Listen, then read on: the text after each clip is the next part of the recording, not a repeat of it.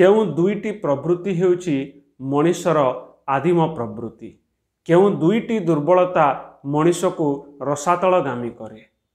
से दुईटी दुर्बलता पई भगवत गीता आमको कौन परामर्श दिए, केमिति आमे कामवासना उपर विजय लाभ करि परिबा, केमिति आमे क्षुधा प्रवृत्ति को श्रृंखलित करि परिबा, उपवासर प्रकृत अर्थ कौन, ब्रह्मचर्यर असल अर्थ कौन। आसंतु आज यही सब प्रश्न मानकर उत्तर खोजिबा।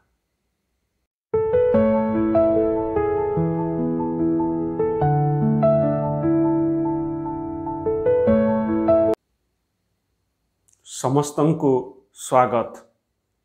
शरीरर दुईटी आदिम प्रवृत्ति थाए, गोटे हेउची क्षुधा एवं अन्यटी हेउची कामवासना।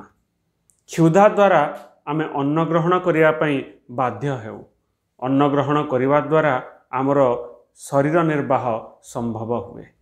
शरीर पई अन्न हेउची एक आवश्यकता, किंतु किछि मनुष्यंक क्षेत्र रे देखा जाए जे अन्न तांको पई आवश्यकता परिवर्ते आसक्ति रे रूपांतरित हुए।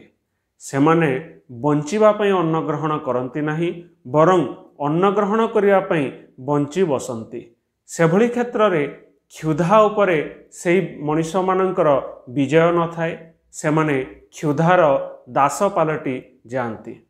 सेभଳି क्षुधा प्रति आसक्त होइथिबा व्यक्ति मानकर, क्षुधार दास पालटी थिबा व्यक्ति मानक निमंते गीता आमको गोटिए मंत्र दिए। मंत्रटी हेउची उपवास। उपवासर अर्थ हेउची निजर क्षुधा प्रवृत्ति उपरे विजय लाभ करिबा। शरीर रे क्षुधार ज्वाला प्रज्वलित हेउथुबो, इंद्रिय माने अन्न को स्पर्श करिया पई चाहुथिबे, आमे किंतु सतर्क रहिबा, इंद्रिय मानकु मन को नियंत्रण करिबा, अन्न पाखकु न जाई नीरवरे रहिबा। अर्थात क्षुधा को आमे एई वार्ता देबा जे मु तोर दास नुहे, तो उपरे मध्य मोर इच्छा काम करे, तो उपरे मध्य मोर विजय संभव। एणु अन्न प्रति आसक्ति को श्रृंखलित करिबा, क्षुधा प्रवृत्ति उपरे विजय लाभ करिबा, एई क्रियार नाम हेउची उपवास। प्रत्येक शरीरर द्वितीय दुर्बलता, द्वितीय आसक्ति हेउची कामवासना। कामवासना द्वारा गोटे प्रजातिर संख्या वृद्धि घटे। एणु कामवासना गोटे प्रजाति पई आवश्यक।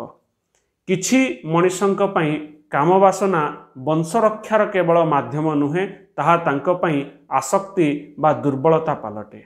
सेमाने कामवासनार दास पालटंती एवं कामवासना द्वारा परिचालित होई जीवन नष्ट करंती।